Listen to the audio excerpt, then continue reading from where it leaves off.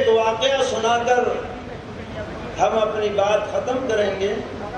اب سے چند سال پہلے کی بات ہے، ہمارا منی پور جانا ہوا۔ منی پور کے ایئرپورٹ پر سیکورٹی زون میں ایک صاحب داڑھی ٹوپی میں اور ہاتھ میں واکی ٹاکی لیے ہوئے ہمیں لینے کے لیے اندر تک آ گئے۔ تو بڑا تعجب بھی ہوا کہ اچھا، ہم یہ سمجھے کوئی جماعت سے متعلق آدمی ہوں گے جو یہاں پر کام کرتے ہوں، وہ آ گئے۔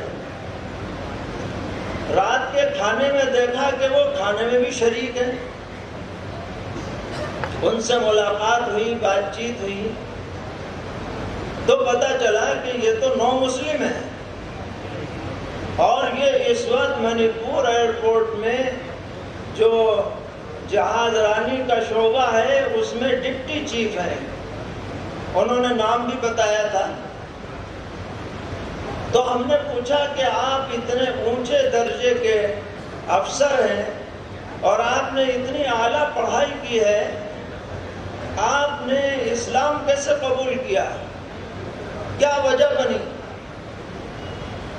انہوں نے بتایا کہ میرا تعلق گوالیر کے راجپوت گھرانے سے ہے، اور میں جب تعلیم حاصل کر رہا تھا الہ آباد میں تو میرے ذہن میں تو یہ بٹھایا گیا تھا کہ مسلمان بڑے ہی ظالم ہوتے ہیں، بڑے ہی سخت گیر ہوتے ہیں، شدت پسند ہوتے ہیں وغیرہ۔ اس لیے میرے دل کے اندر اسلام اور مسلمانوں کے بارے میں دشمنی بھری ہوئی تھی، مگر میں جب اپنے مذہب کا مطالعہ کرتا تھا تو کہیں کہیں جا کے بات اٹک جاتی تھی، سمجھ میں نہیں آتی تھی۔ تو میں نے اپنے دوستوں سے اس بارے میں تذکرہ کیا، وہ بھی کوئی جواب ان سے نہیں بن پڑا، تو میں نے دیگر مذاہب کی اسٹڈی شروع کر دی، یہودیت، بودھزم، عیسائیت وغیرہ، مگر جو مجھے دل میں اطمینان ہونا چاہیے وہ نہیں تھا۔ اور یہ بتلایا انہوں نے مجھ سے خود براہ راست کہ جب شام کے وقت میں تفریح کرنے کے لیے میں جاتا اور الگ تھلگ ہو جاتا تو میں دعا کرتا تھا دل میں کہ میرے پیدا کرنے والے مالک مجھے سچا راستہ بتا دے، اور کبھی کبھی میرے آنکھوں سے آنسو رواں ہو جاتے تھے۔ ایک دن کی بات ہے کہ سورج ڈوبنے والا تھا اور میں سنگم کے اوپر پل پر ٹہل رہا تھا، میرے اوپر ایک خاص کیفیت طاری ہوئی اور میری آنکھوں سے بے اختیار آنسو نکل پڑے، اور میں بے اختیار ہو کر کے یہی دعا کرنے لگا کہ مجھے پیدا کرنے والے مالک مجھے صحیح راستہ بتا دے، وہ راستہ جو تجھ تک مجھے پہنچا سکے۔ میں روتا رہا اور یہ دعا کرتا رہا۔ انہوں نے کہا کہ شاید وہی وقت تھا جو اللہ نے مجھے قبول کر لیا، اور اس کا سبب کیا بنا وہ ہم آپ کو بتانا چاہتے ہیں۔